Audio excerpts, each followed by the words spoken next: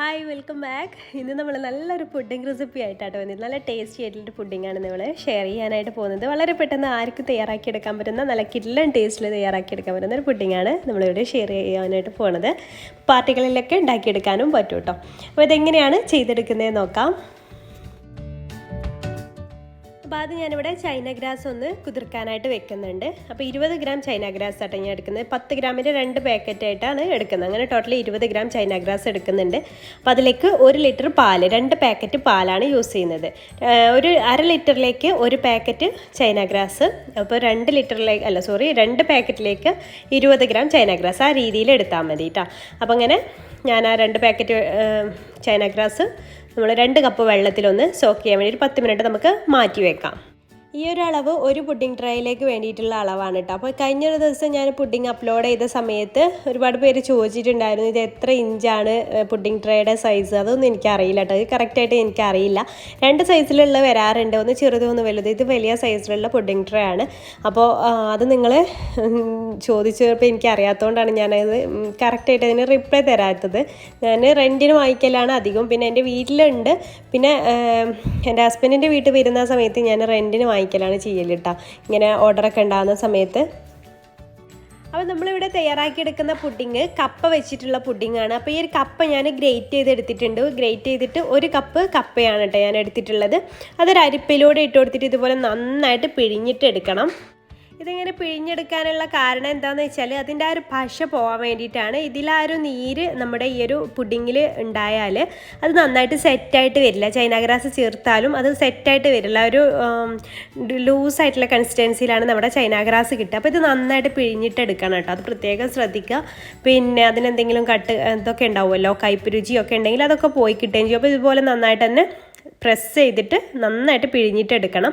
അതുപോലെ തന്നെ ഇതിപ്പോൾ ഒരു ട്രേയിലേക്ക് 1 കപ്പ് കപ്പ മതിയോ എന്ന് ചോദിക്കുന്നവരുണ്ടാവും. പക്ഷെ അത് മതി കേട്ടോ. കൂടി പോയാലും നമ്മുടെ ഈ ഒരു കപ്പ പുഡിങ് റെഡിയായി കിട്ടില്ല. അപ്പോൾ അത് ശ്രദ്ധിക്കുക. അപ്പോൾ ഞാൻ ഒക്കെ പിഴിഞ്ഞെടുത്തിട്ടുണ്ട്. ഇനിയൊരു പാനിലേക്ക് 2 പാക്കറ്റ് പാലൊന്ന് ഒഴിച്ച് കൊടുക്കുന്നുണ്ട്.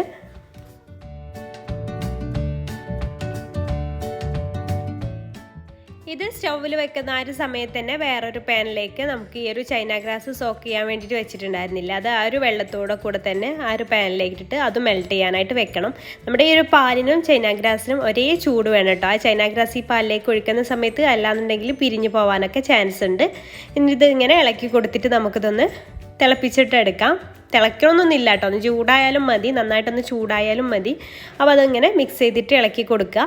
പിന്നെ നമുക്ക് ഇതിലേക്ക് നമ്മൾ നേരത്തെ പിഴിഞ്ഞ് വെച്ചിട്ടുള്ള കപ്പ ഉണ്ടല്ലോ, അത് ഇതിലേക്ക് ആഡ് ചെയ്ത് കൊടുക്കണം കേട്ടോ. അത് നന്നായി ഈ ഒരു പാലൊന്ന് ചൂടായിട്ട് വരുന്ന സമയത്ത് അതൊന്ന് ആഡ് ചെയ്ത് കൊടുത്താൽ മതി. ഇതും ഇടയ്ക്കിടയ്ക്ക് ഇളക്കി കൊടുക്കണം നമ്മുടെ ഈ ചൈന ഗ്രാസ്. എന്നിട്ട് ആ ഒരു കപ്പ അതിലിട്ടിട്ടൊന്ന് വേവിച്ചെടുക്കണം. പാൽ ചൂടായതിന് ശേഷം ആ ഒരു കപ്പ അതിലേക്ക് ഇട്ടിട്ട് നന്നായിട്ടൊന്ന് വേവിച്ചിട്ട് എടുക്കണം. അപ്പോൾ അതാ ഇതൊക്കെ ഇങ്ങനെ മെൽട്ടായിട്ട് വന്നിട്ടുണ്ട്. ഒന്നുകൂടെ അതിൻ്റെ കട്ടകളൊക്കെ ഒന്ന് കറക്റ്റായിട്ടൊന്ന് പോയി കിട്ടാനുണ്ട്. അപ്പോൾ നമ്മുടെ പാലൊക്കെ ഒന്ന് ചൂടായിട്ട് വന്നിട്ടുണ്ട്. നമ്മൾ ഗ്രേറ്റ് ചെയ്ത് വെച്ചിട്ടുള്ള ആ കപ്പ, പിഴിഞ്ഞ് വെച്ചിട്ടുള്ള ആ കപ്പ അതിലേക്ക് ചേർത്ത് കൊടുക്കാം. എന്നിട്ടൊരു 10 മിനിറ്റോ ചിലപ്പോൾ 10 മിനിറ്റ് തന്നെ വേണ്ടിയില്ല. നമ്മൾ പെട്ടെന്ന് ചെയ്യാമെന്നെങ്കിൽ 5 മിനിറ്റ് കൊണ്ട് തന്നെ അത് കുക്കായി കിട്ടും. നമ്മളൊന്ന് ജസ്റ്റ് ഒന്ന് കയ്യിലെടുത്തിട്ടൊന്ന് പ്രസ് ചെയ്ത് അല്ലെങ്കിൽ കഴിച്ച് നോക്കിയാൽ മതി. അപ്പോൾ അത് വെന്തിട്ടുണ്ടാവും. അപ്പോൾ ചെറിയതായിട്ട് ഗ്രേറ്റ് ചെയ്തതല്ലേ, അപ്പോൾ പെട്ടെന്ന് തന്നെ വെന്ത് കിട്ടും. അപ്പോൾ അത് അതിലിട്ടിട്ടൊന്ന് നന്നായിട്ടൊന്ന് വേവിച്ചിട്ടെടുക്കാം.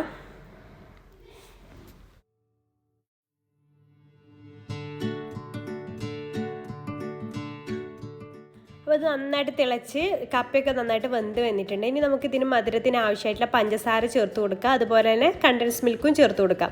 അപ്പം നിങ്ങൾക്ക് കംപ്ലീറ്റ് ആയിട്ട് കണ്ടൻസ് മിൽക്ക് മതിയെങ്കിൽ അങ്ങനെ ചേർത്ത് കൊടുക്കാം. പക്ഷേ ഇതിലേക്ക് കുറച്ച് പഞ്ചസാര കൂടി ചേർക്കുമ്പോൾ എന്താ പറയുക, നമ്മുടെ അല്ലെങ്കിൽ കണ്ടൻസ് മിൽക്ക് മാത്രമാകുമ്പോൾ ആ കണ്ടൻസ് മിൽക്കിൻ്റെ ടേസ്റ്റ് മാത്രമാണ് നമ്മൾക്ക് മുന്നിട്ട് കിട്ടുക.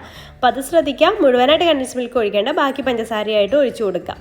എന്നിട്ട് അതിലേക്ക് നമ്മുടെ ആ ഒരു ചൂടാക്കി വെച്ചിട്ടുള്ള ആ ഒരു ഇതുണ്ടല്ലോ, നമ്മുടെ മെൽറ്റാക്കി വെച്ചിട്ടുള്ള ചൈന ഗ്രാസ് അതും കൂടെ ഒഴിച്ചു കൊടുത്തിട്ട് നമുക്ക് ഫ്ലെയിം അങ്ങ് ഓഫ് ചെയ്യാം. പിന്നെ ഒരുപാട് നേരം തിളപ്പിക്കാൻ നിൽക്കരുത്. ചേർത്ത് കൊടുത്ത് തന്നെ നമുക്ക് ഓഫ് ചെയ്യാം.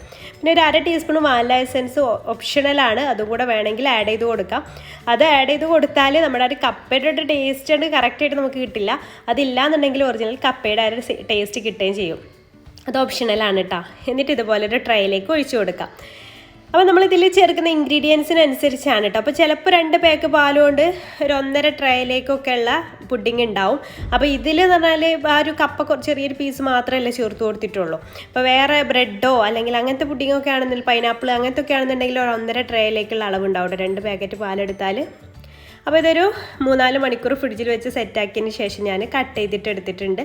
നന്നായിട്ട് തന്നെ സെറ്റായിട്ട് വന്നിട്ടുണ്ട് കേട്ടോ. അപ്പോൾ ഈ രീതിയിൽ നിങ്ങൾ എന്തായാലും ഒന്ന് ട്രൈ ചെയ്ത് നോക്കുക. പ്രത്യേകം ശ്രദ്ധിക്കുക, വാനില എസൻസ് ചേർക്കണമെന്നുണ്ടെങ്കിൽ മാത്രം ചേർത്തോളൂ, വേണമെന്നുണ്ടെങ്കിൽ മാത്രം ചേർത്താൽ മതിയിട്ട് അതിൻ്റെ ടേസ്റ്റ് വേണമെന്നുണ്ടെങ്കിൽ.